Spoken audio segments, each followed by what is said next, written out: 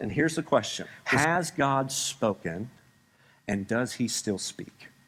Has God spoken, and does he still speak? Because if he has, and if he does, then what are you going to do with that? If you do, turn with me to 1 Samuel chapter number 3. But there's this boy named Samuel, whose mother Hannah dedicates him to the service of the Lord at the tabernacle. And the priest at the time that was in charge of everything was named Eli. 1 Samuel chapter number 3 and verse 1. It said, the boy Samuel ministered before the Lord under Eli. In those days, the word of the Lord was rare. There were not many visions. One night, Eli, whose eyes were becoming so weak that he could barely see, meaning he's blind, was laying down in his usual place.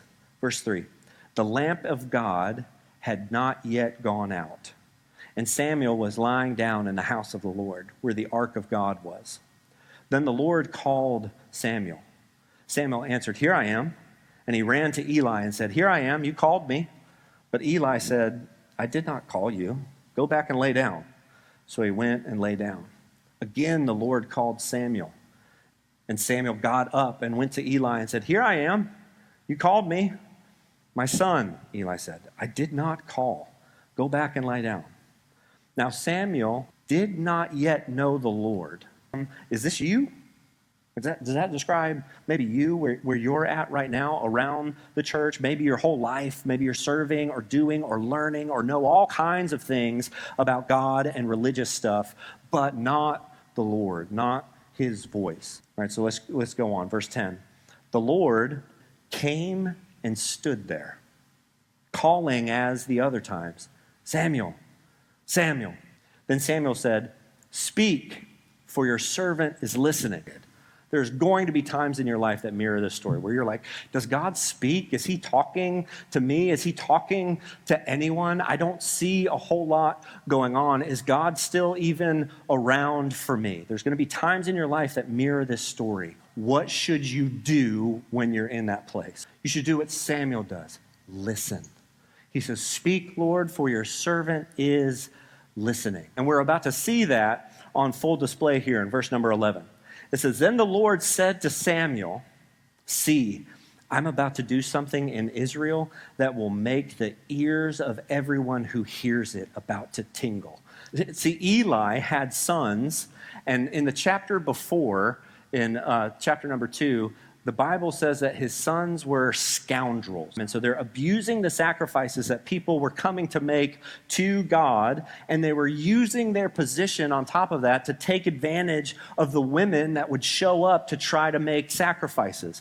And when God spoke to Eli about it, Eli does nothing. Doesn't do anything about it. And this is what God says to Samuel about that in verse number 12. He says, at that time, I will carry out against Eli everything I spoke against his family, from beginning to end. Verse 13, for I told him, Eli heard from God. God spoke to Eli.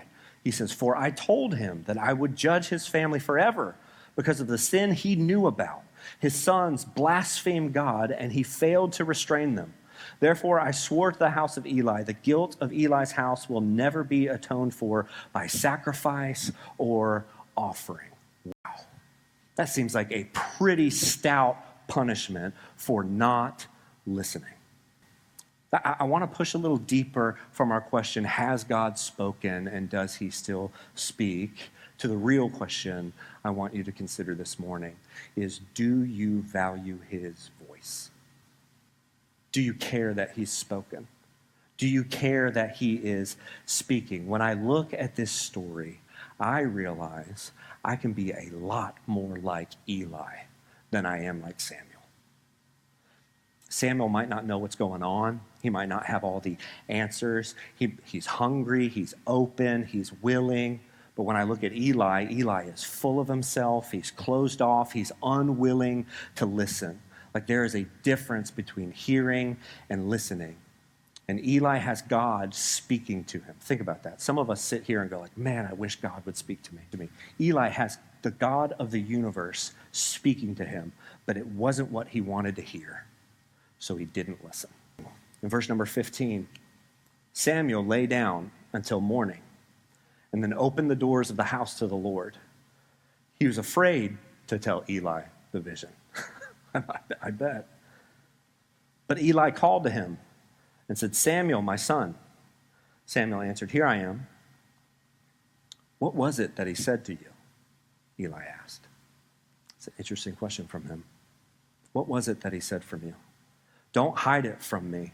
May God deal with you, be it ever so severely, if you hide from me anything he told you. Oh, now all of a sudden, Eli cares what God is saying. Now all of a sudden, Eli cares what God is speaking. When he starts speaking to other people. I have been in this exact moment. I spent years in ministry working hard for God to speak to you. But when it came to God speaking to me, I was not interested and I was miserable. Like, you cannot live your life this way. I promise you. Eli here, especially taking this tone with Samuel, it's because he's miserable. Like, the voice of the Lord speaking to you is what gives you life. And all of a sudden, he's interested because God is speaking to someone else. So Samuel told him everything. He hid nothing from him. And then watch this. Then Eli said, he's the Lord.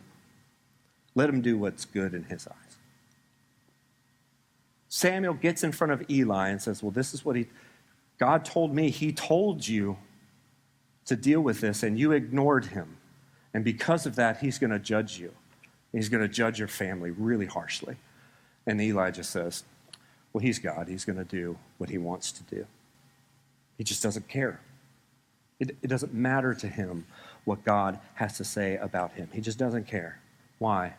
Because Eli only cared about what was good in his eyes, not what was good in God's eyes. I get caught up in that so many times. What makes sense to me, what I think is good. Well, I think this is fine. I think this will work. I think this makes sense. Who cares what God thinks? It'll be okay, right? He's the Lord. He's going to do what he wants to do. Like, what a pathetic excuse. What a miserable relationship to have with God.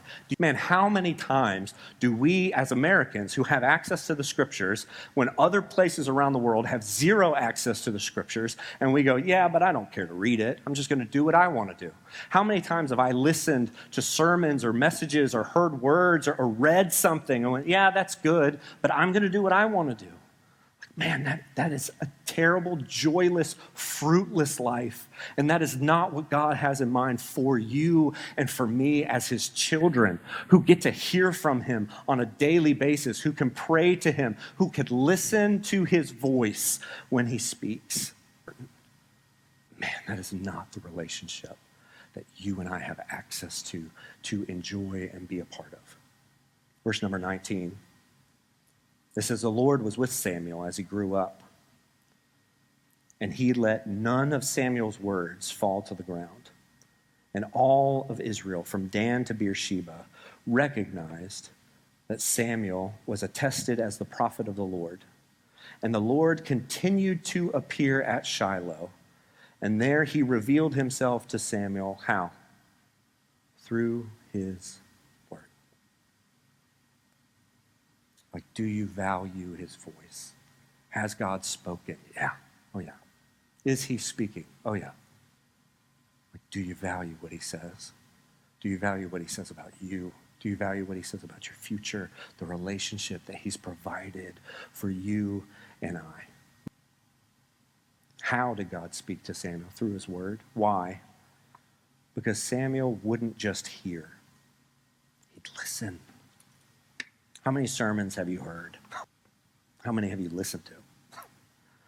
How many times have you felt like God was speaking to you? How many times have you read Bible verses? You've read them and you've put them in your mind, you've put them in your heart. How many times for you to listen, to see where God is speaking?